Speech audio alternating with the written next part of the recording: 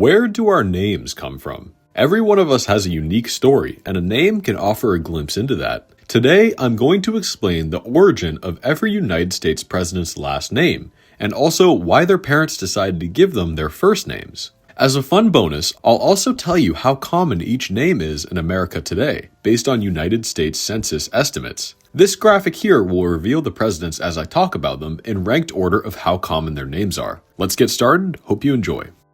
George Washington. The name Washington is English in origin. Get prepared to hear that a lot in today's video. Many people adopt a family name from a profession or place they live, and the latter is the case with the Washington name. It likely comes from Durham, England, though it's also possible it originated in Sussex. George Washington was likely named after a man named George Eskridge, his mother's adoptive father. Nowadays, you just can't escape the Washington name if you live in the United States. Our capital city bears the name, so does one of our states, and just about every town in the country has a Washington Street. There are about 193,000 Americans today with the last name, with about 90% of Washingtons being African American in descent and completely unrelated to good old George. This is because following the Civil War, many freed slaves either didn't have a last name at all or were forced to adopt the last names of their masters. When it came time for emancipation, plenty of African Americans decided to use the name, which has carried on into modern day. John and John Quincy Adams. There were two presidents with the last name Adams, John and John Quincy. John Quincy was predictably named after his father, as well as his great-grandfather, Colonel John Quincy. Our second president, John Adams, was actually John Adams Jr., getting the name from his father.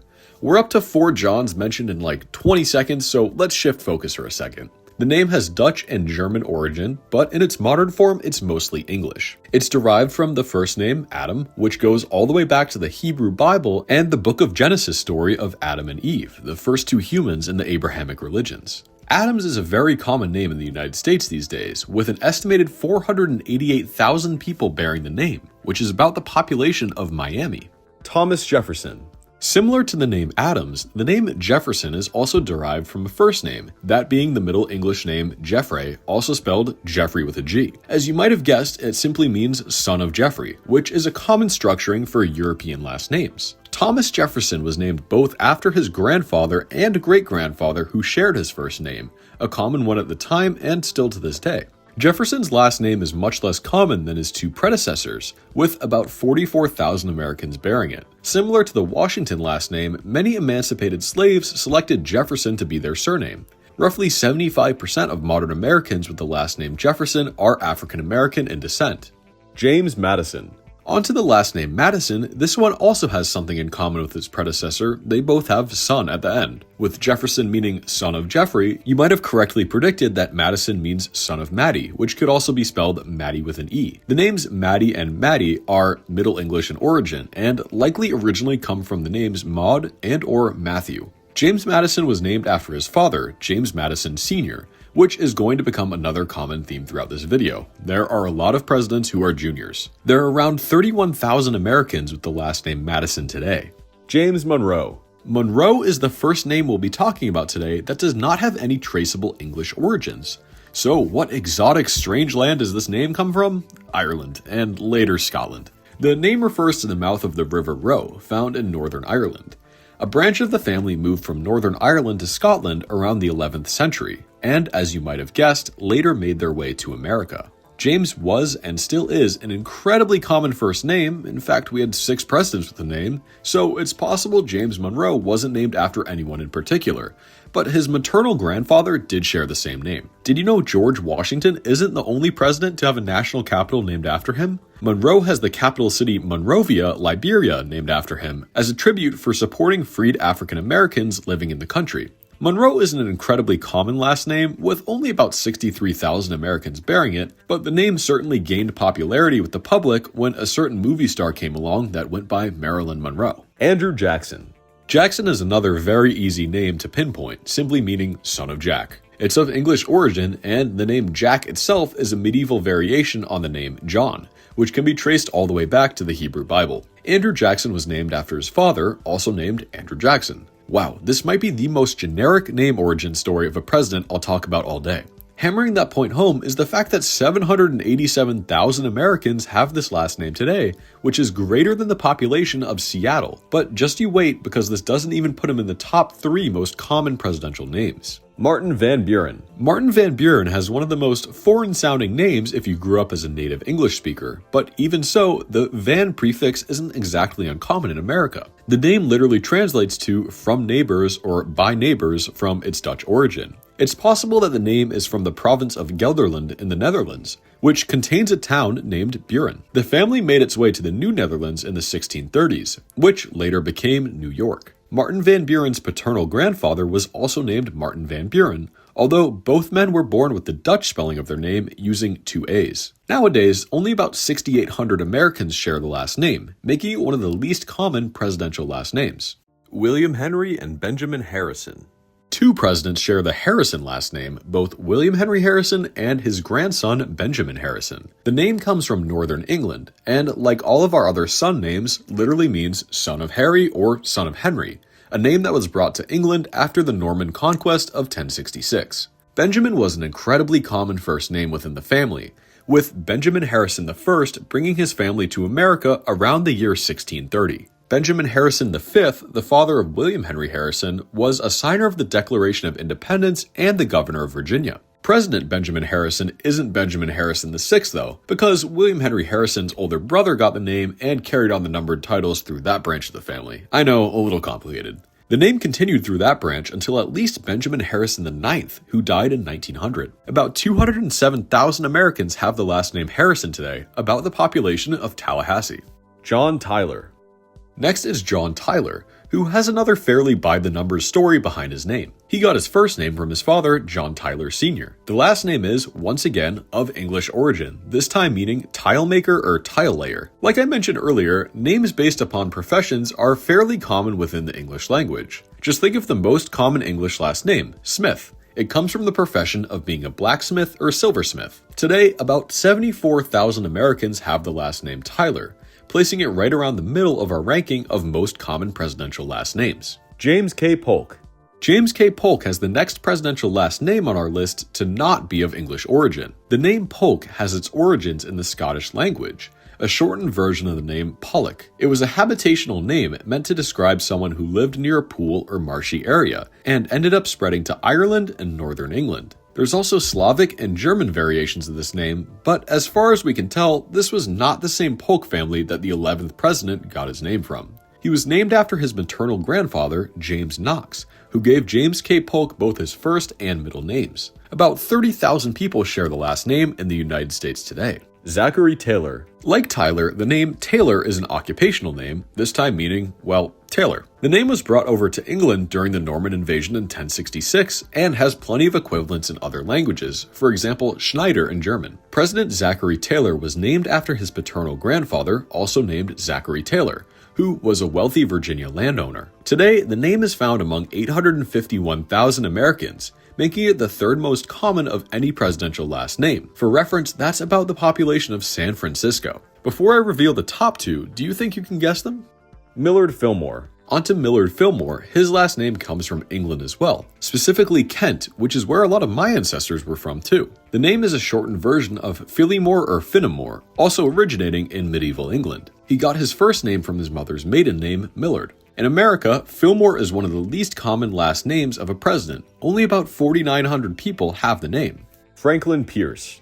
The last name Pierce is, once again, English, coming along with the Norman invasion. It's a form of Peter, which goes all the way back to ancient Greek times and the Apostle Peter. The way President Pierce spelled his name was especially prevalent in the north of Wales and Lancashire in England, around where Liverpool and Manchester are today. Pierce didn't get his first name from a relative, which is a first on the list that we're covering today. No, it's actually believed that Pierce got the name Franklin from none other than Benjamin Franklin, one of the most famous and influential Americans during his parents' youth. Today, about 161,000 people share his last name. James Buchanan. Onto James Buchanan, he was another president that was named after his father, who was predictably named James Buchanan Sr. The name is Scottish in origin, but also has Irish variations. Similar to the Scottish name of his predecessor Polk, Buchanan is also a habitational name describing a clan of Scots living around Loch Lomond, which is northwest of where Glasgow is today. Buchanan is a somewhat common last name in the United States nowadays, with 75,000 people sharing it. James Buchanan isn't the only famous political Buchanan in America either.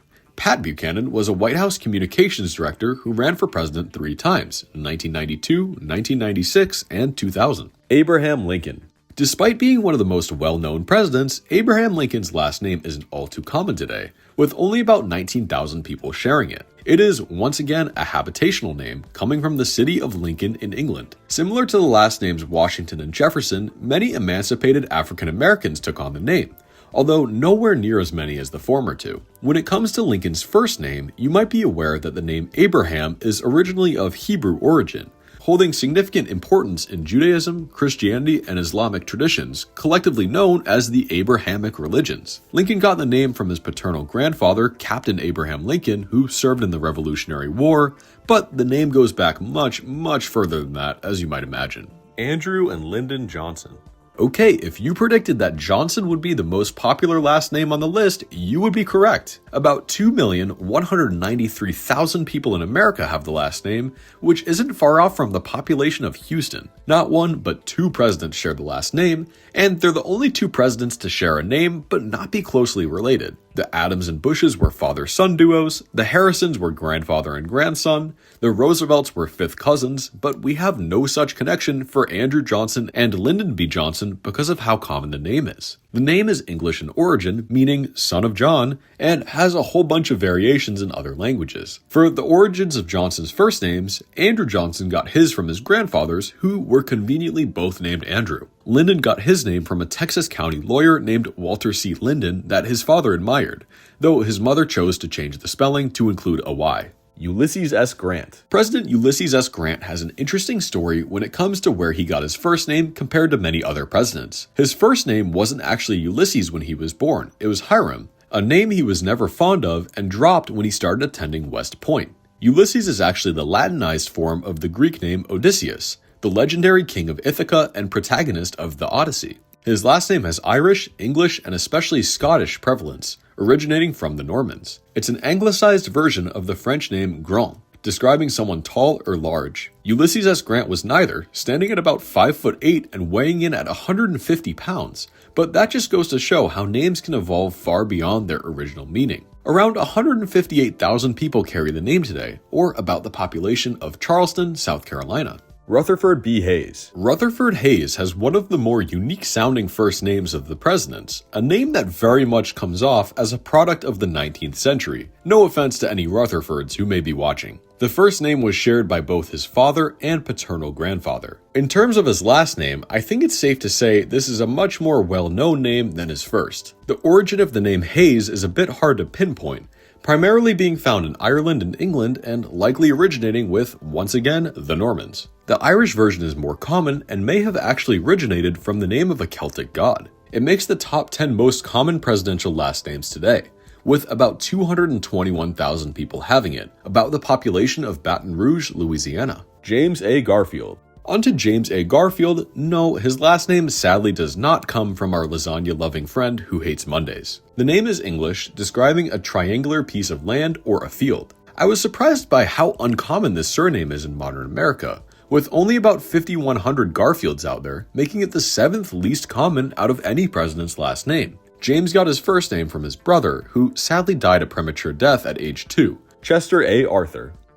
The origin of the last name Arthur is another tricky one to pinpoint, with prominence in Scotland, Ireland, England, Germany, and France. There are 2 major candidates for where this name originally came from. First, the ancient Celtic word for bear, or alternatively, the Latin name Artorius. Either way, the name was significantly popularized by the legendary King Arthur, who likely did not exist, at least in the way that we imagine him. The literature surrounding King Arthur was more than popular enough to lead to the spread of the name though, and by the early Middle Ages, it was quite common as both a first and last name in England, more common as a first. About 32,000 Americans have the last name Arthur today. Chester Arthur got his first name from his family's friend and physician, Dr. Chester Abel, who assisted in his birth. Grover Cleveland. Cleveland is yet another surname coming straight out of England, a habitational name meaning cliffland. 36,000 Americans share this name today, placing it right towards the middle of the pack. President Grover Cleveland, like Ulysses S. Grant before him, actually went by his middle name. His birth name was Stephen Grover Cleveland, and the Stephen Grover part comes from a man of the same name. Reverend Stephen Grover was a pastor of Cleveland's Father's Church in New Jersey, a man which the senior Cleveland greatly admired. William McKinley. President William McKinley has a last name that fits into a language trope, that being the Gaelic convention of using Mick or Mac as a prefix before family names. If you live in a heavily Irish region like I do, these names are a dime a dozen. I even have plenty of direct relatives with the Mick prefix, mainly McAvoys in my family tree. Back to the McKinley name though, this name is an anglicized version of Mac Fionley, a name that was once common in Ireland and Scotland. McKinley was named for his father, William McKinley Sr., who, at least in my opinion, is a spitting image of him. There's about 27,000 McKinleys living in the United States today. Franklin and Theodore Roosevelt.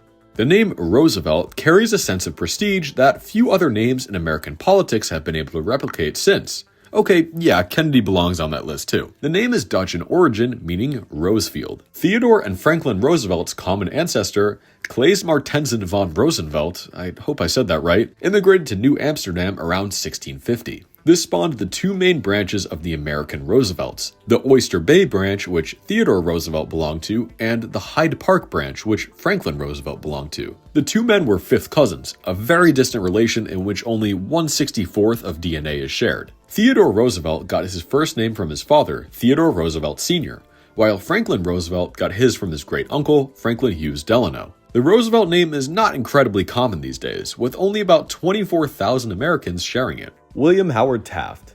Back to our ever-growing list of English surnames, we've got the name Taft. The name comes from the Staffordshire and Derbyshire regions of the country, and is a variation on the more common English last name Toft. Roughly 10,000 Americans have the name Taft today, the way President William Howard Taft spelled it. I'm not sure William Howard Taft got his first name from anyone in particular.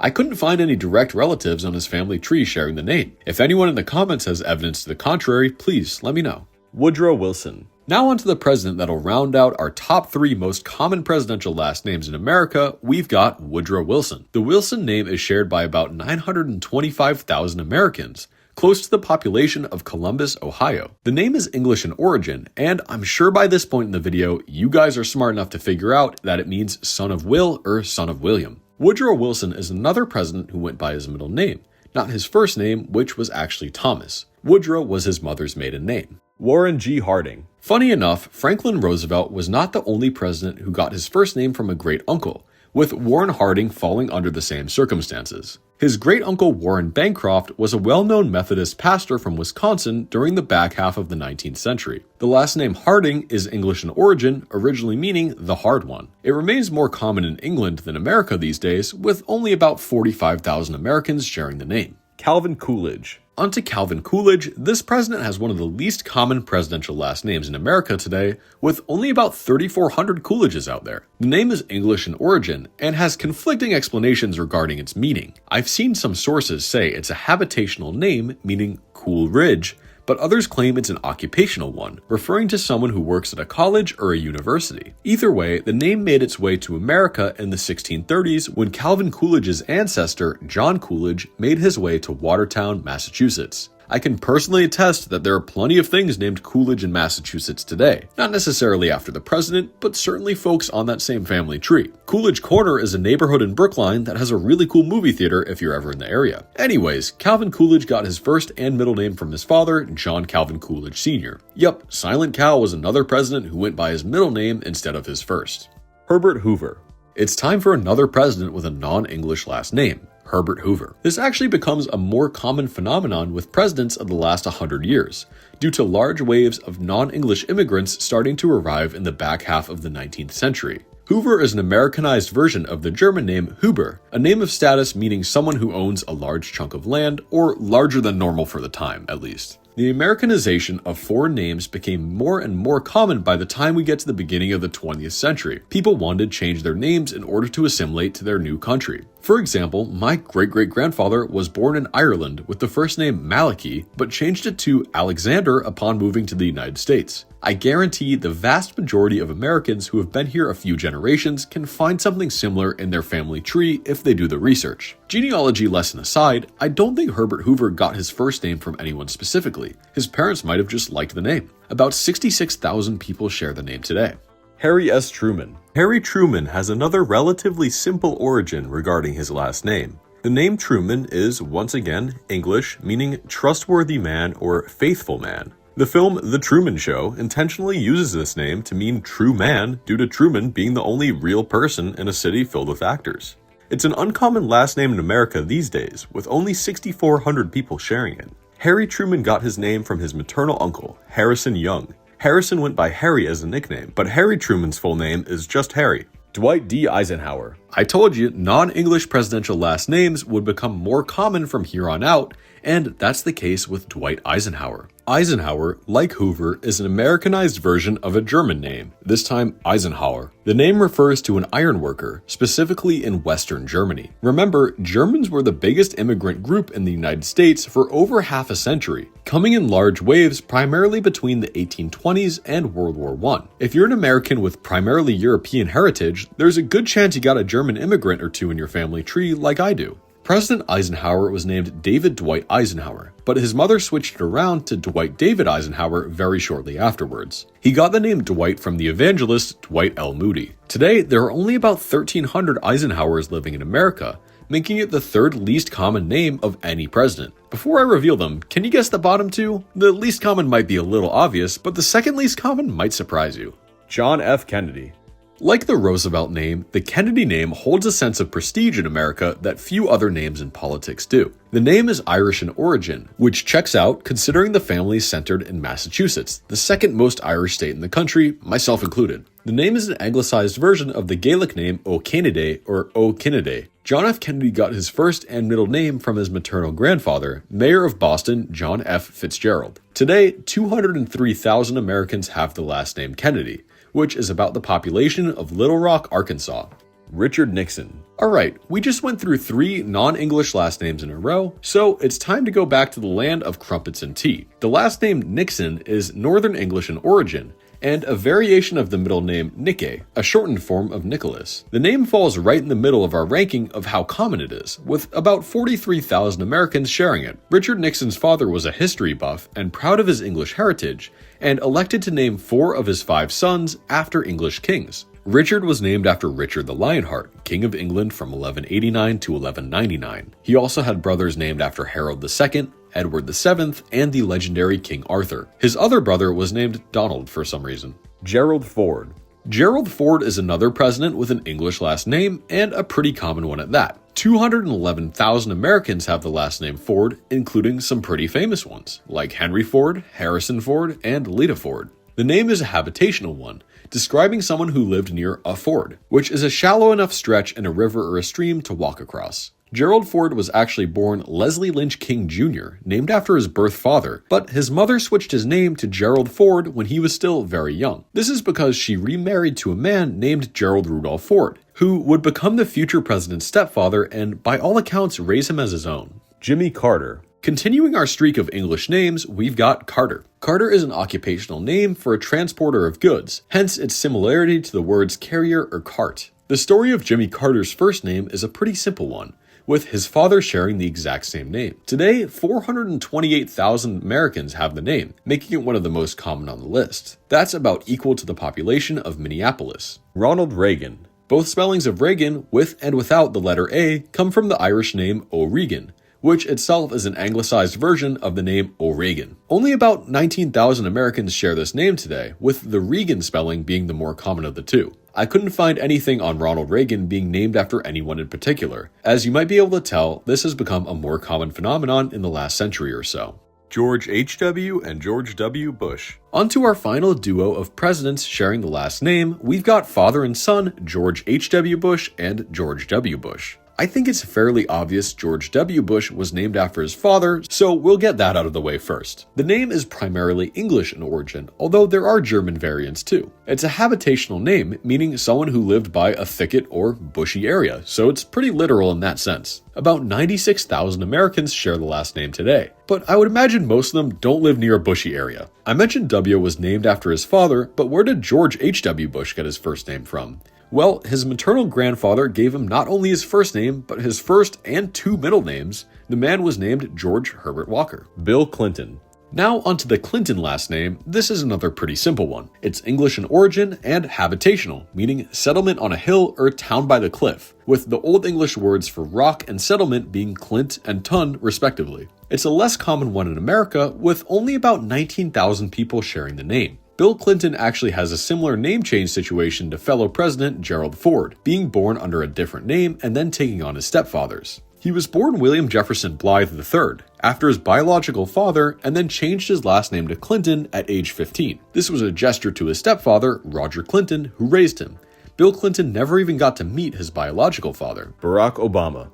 Barack Obama easily has the most unique sounding name we've talked about today, and for good reason. The majority of presidents have English last names. Even those who don't have names that aren't too geographically removed from England, like Scotland, Ireland, Wales, the Netherlands, Germany, etc. Obama's last name is Kenyan in origin. No, he was not born there. And with non-European last names, we sadly do not have concrete origins or explanations for many of them. Many non-European cultures rely on oral tradition over written one. Not always, but this is the case for Kenya. In fact, the Luo ethnic group, which Obama's father was a part of, developed a written version of their language just 13 years ago as an effort to decolonize the language. The best guess we have about the name's meaning is that it refers to someone with a limp, which suggests Obama's ancestors may have had a distinctive walking style. We know for sure what his first name Barack means because it's actually Arabic in origin. No, this does not mean Obama is secretly a Muslim. Names can penetrate cultures in different ways. Barack means blessed or blessed one. He gets the name from his father, who was named Barack Obama Sr. Obama is the least common name of any president in the United States, with less than 100 people sharing it. This makes sense. There just aren't statistically as many people of Kenyan ancestry living in the United States compared to people with European ancestry.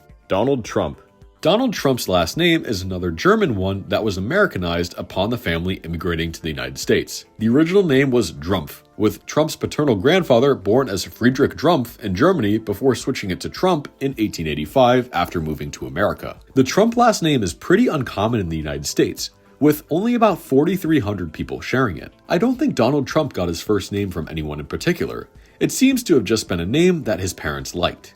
Joe Biden. And finally, let's close it out with the origin of Joe Biden's name. The last name Biden is English, specifically from the Hampshire region. It's believed to be a habitational name, meaning hill associated with a woman named Beeg. That's oddly specific. It's the second least common name we've covered today, with just about 150 people living in the United States sharing it. That was surprising to me. Joe Biden got his first and middle name from his father, Joseph R. Biden Sr.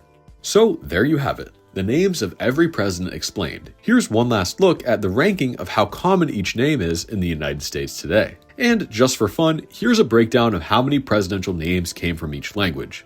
Of course, England wins with a whopping 26. Remember, just because someone's name comes from a certain language doesn't necessarily equate to their ethnicity or heritage. For example, my last name is primarily English and Scottish, although I'm mostly Irish ethnically. In the comments below, I'd love to hear the stories behind your names, if you're comfortable sharing. Genealogy and etymology are both fascinating to me, and topics I'd like to cover more of on the channel, while still keeping the history aspect of it.